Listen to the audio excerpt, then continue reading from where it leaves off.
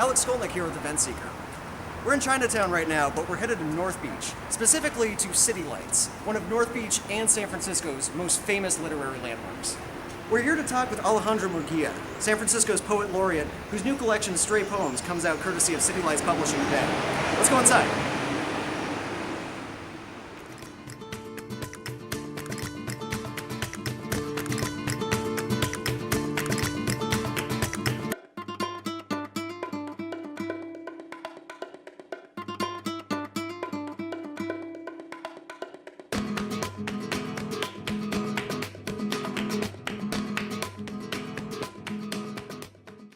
Thank you very much for showing up tonight.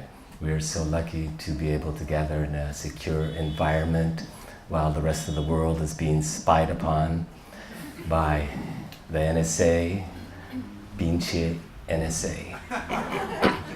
Meanwhile,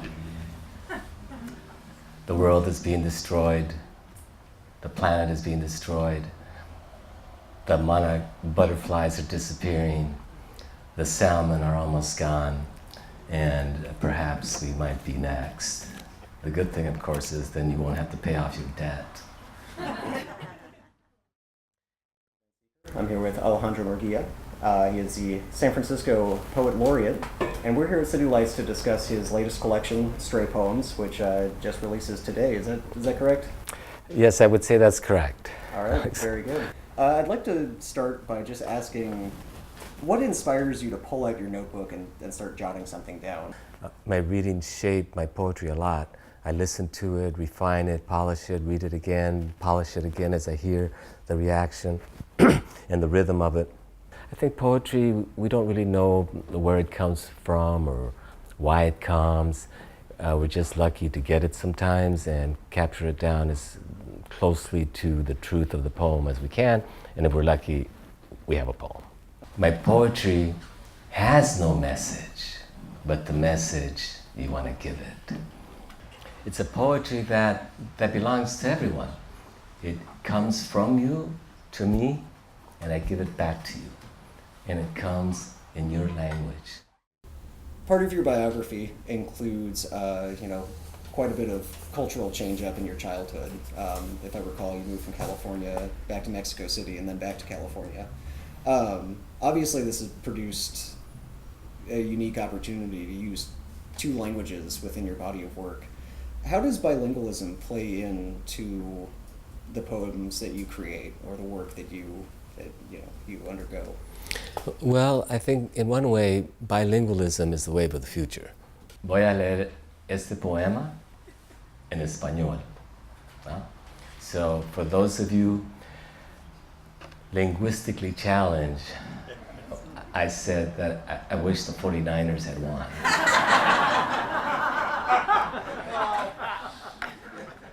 We're all already so multilingual, we just don't realize it. It's not even bilingual, but multilingual. I understand what it's like to come to the United States, not knowing a word of English, right? Not knowing anything about the culture, right? Totally stunned that I was even born here, right? I didn't have any recollection of it. The influence of the two languages, for me, has always been a positive, right? A strength in that sense, yes? Because I'm an orchid in your mouth, porque sabes a agua de coco, because you're my tropic of desire, because you're a Coptic manuscript I must decipher. Do you think that new technology is kind of changing the way that we approach poetry, the way that we compose, or maybe, express ourselves? Well, for me, it's not a dogma about using the pencil. It's that I'm very tactile. The younger generation and their access to a slightly different technology, will it change poetry? It's hard to say. But I think it's very possible that poetry would evolve to reflect that particular moment of these particular poets. It's a strange world they're selling here, where no one looks you in the eye, and the budget goes for hate and war and fear. It's a strange scene on this street where you learn to fake or cheat, but it doesn't matter who you are. In the end, you're just another piece of meat. In regards to kind of particular moments, capturing the kind of zeitgeist of what's happening within a community, how do you view some of the kind of changes to the social map of San Francisco? There's a difference between change, which is organic, and the destruction of neighborhoods or community fabrics. All neighborhoods change, cities change, states change. I think it's an issue that needs to be approached in a very inclusive way because it affects all of us as a community, as a city, as a neighborhood, as the street you live on. In particular, let's talk about maybe 16th Street BART, which you mentioned is kind of the heart of the mission, which recently underwent a huge civic cleanup, I put in quotes, to remove some of the homeless population. Do you think that's entirely about cleaning up the neighborhood, or is there something maybe more insidious that it's piggybacking on? To look at a map of arsons in the Mission District, it looks like those bombed out cities of World War II. And it's like, whoa, if you put it in that context, right? So it's gentrification, but it's also a vicious, brutal gentrification, right? A violent gentrification that has caused the deaths of quite a few people. Yeah. So we also have to look at it in that cold, hard reality. Yes. It's a strange world we're living here, where fat buzzards perch on trees and good fruit lies on the ground, and all around children in their bare feet. It's a strange world we're living here. Thank you so much for sitting down with us. I really appreciate it. Is there any advice you would give to young poets, young writers? You might say to somebody who wants to one day be the poet laureate of San Francisco themselves.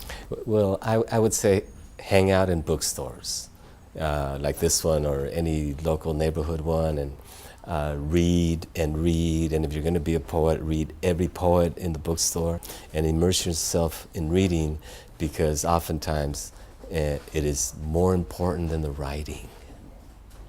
That's the vision, and what a vision, to free the mission. That's the mission, that's our vision, no evictions, free the mission, ho!